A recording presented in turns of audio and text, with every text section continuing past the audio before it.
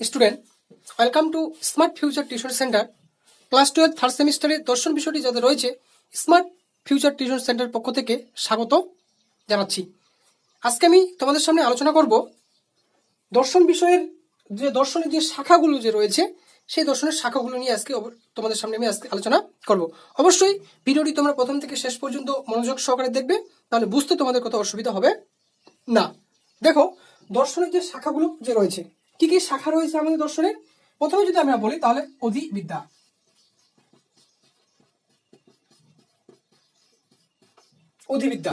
জ্ঞানবিদ্যা, নীতিবিদ্যা, যুক্তিবিদ্যা, এই শাখাগুলো রয়েছে।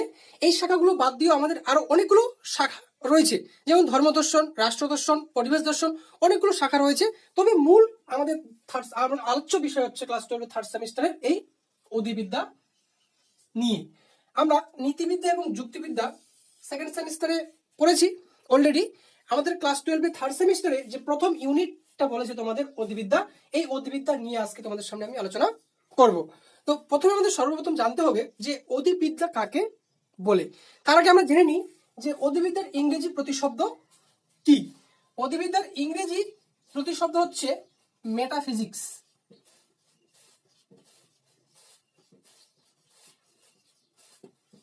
মেটাফিজিক্স, এটা হচ্ছে আমাদের ইংরেজি প্রতিশব্দ।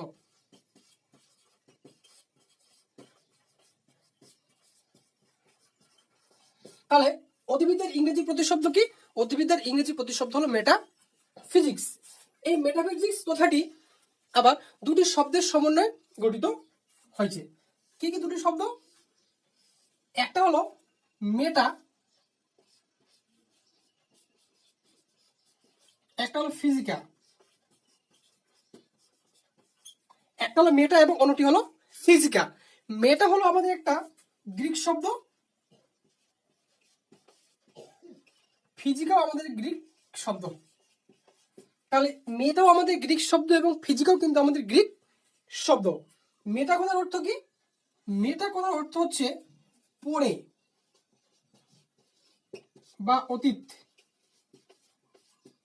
এবং ফিজিকা কথার অর্থ হচ্ছে দৃশ্যমান জগৎ, বা বলতে পারি আমরা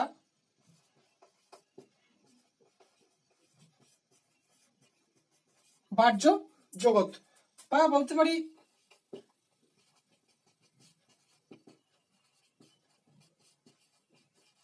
পরিদৃশ্যমান জগৎ। তাহলে ফিজিকা কথাটি একটা গ্রিক শব্দ। ফিজিকা কথাটি অর্থ হচ্ছে দৃশ্যমান জগৎ বলতে পারি, বা বাহ্য জগৎ বলতে পারি, বা পরিদৃশ্যমান জগৎ আমরা কিন্তু বলতে পারি। তাহলে মেটাফিজিক্স কথাটির ব্যুৎপত্তিগত অর্থ কি? মেটাফিজিক্স কথাটির ব্যুৎপত্তিগত অর্থ হচ্ছে দৃশ্যমান জগতের অতীত বলতে পারি,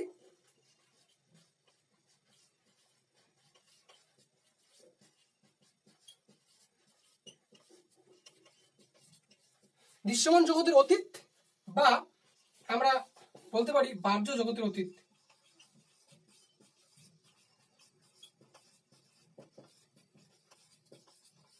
বাহ্য জগতের অতীত। তাহলে আমরা দেখে নিই, অধিবিদ্যার ইংরেজি প্রতিশব্দ হচ্ছে মেটাফিজিক্স। এটা ইংরেজি প্রতিশব্দ। মেটাফিজিক্স কথাটি দুটি শব্দের সমন্বয়ে গঠিত হয়েছে, একটা হচ্ছে মেটা এবং অন্যটি হলো ফিজিকা। মেটা কথার অর্থ হচ্ছে পরে বা অতীত, এবং ফিজিকা কথার অর্থ হচ্ছে দৃশ্যমান জগৎ, বাহ্য জগৎ, আর হচ্ছে পরিদৃশ্যমান জগৎ আমরা বলতে পারি। মেটা যেরকম একটা গ্রিক শব্দ, ফিজিকা তেমনি একটা গ্রিক শব্দ। মেটাফিজিক্স কথাটির ব্যুৎপত্তিগত অর্থ কি দাঁড়াচ্ছে? তাহলে মেটাফিজিক্স কথাটির ব্যুৎপত্তিগত অর্থ দাঁড়াচ্ছে দৃশ্যমান জগতের অতীত, বা বলতে পারি আমরা বাহ্য জগতের অতীত। তাহলে অধিবিদ্যার সংজ্ঞায় আমরা কি বলতে পারি?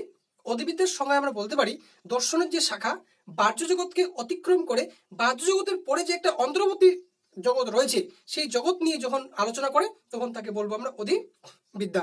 ঠিক আছে, আজকে এত পর্যন্ত আমরা আলোচনা করলাম। নেক্সট ভিডিওতে আমরা অবশ্যই দ্রব্য নিয়ে আলোচনা করব। ভিডিওটি ভালো লাগলে অবশ্যই তোমরা লাইক এবং শেয়ার করবে বন্ধু বান্ধবদের কাছে। Thank you.